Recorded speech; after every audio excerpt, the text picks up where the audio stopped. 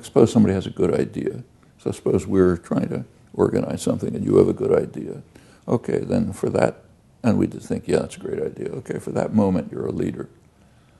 Okay, maybe tomorrow he has a good idea, so he'll be the leader. If we designate somebody to be the leader, we're going to follow them no matter what they say, then we're in trouble. If you want to look up to people, you should look up to, say, the SNCC workers. People who are really doing the work in the South. I mean, they had hard, bitter experiences, not just them, but plenty of black activists and others. Some white people joined them. I mean, that's what you should really look up to. As soon as you start worshiping leaders, you're in trouble. Why? Because they're going to take power and institute systems of authority and domination. Now what you're after is freedom and independence. I mean, leaders should be representatives of the community, temporarily given positions of a degree of authority under popular control. Take Martin Luther King, who was a very important figure.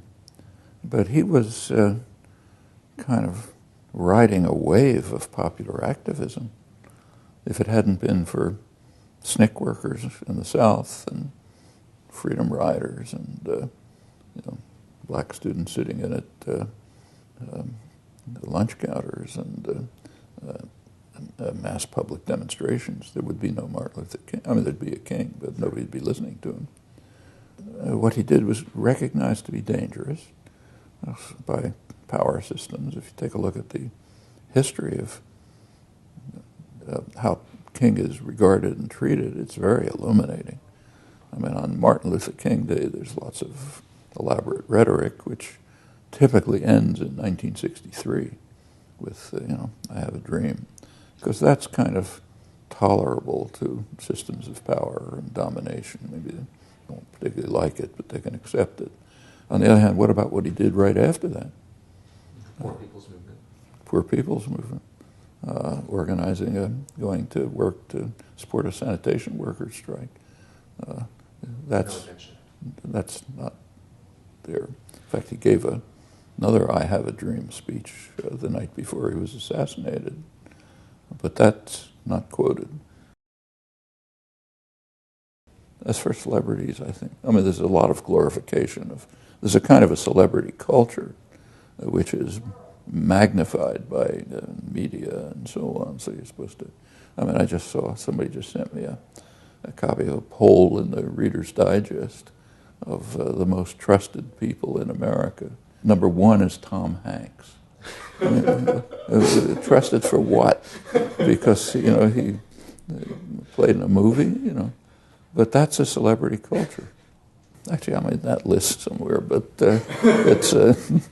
Is it just sour grapes, then, that Tom Hanks beat you out? Sour grapes, yeah, he's ahead of me, right? Yeah. If I can contribute something, okay, but I'm by no means a celebrity and wouldn't want to be. Unfortunately, can't be. I don't have the characteristics. In general, I'd like to see people think for themselves and not succumb to irrational pressures. On the other hand, I've seen it I've seen it happen in ways that I certainly respect. So take again civil rights demonstrations. I remember, just to pick one personal experience, and there have been many, days in the Deep South, Jackson, Mississippi. It happened to be major civil rights demonstration during the day. A lot of violence, a lot of brutal police violence, people getting beaten bloody, in the evening, going to a black church where there was singing hymns and songs and nothing especially religious about it for most of the people, but it built a sense of community and solidarity and support on emotional grounds, which enabled people to go on for tomorrow. I have criticisms if people are not thinking for themselves, but are being swayed by emotional appeals that they have not thought through themselves properly. In the case I mentioned, the emotional appeal was there, but people also knew what they were doing. and had decided why they're going to do it.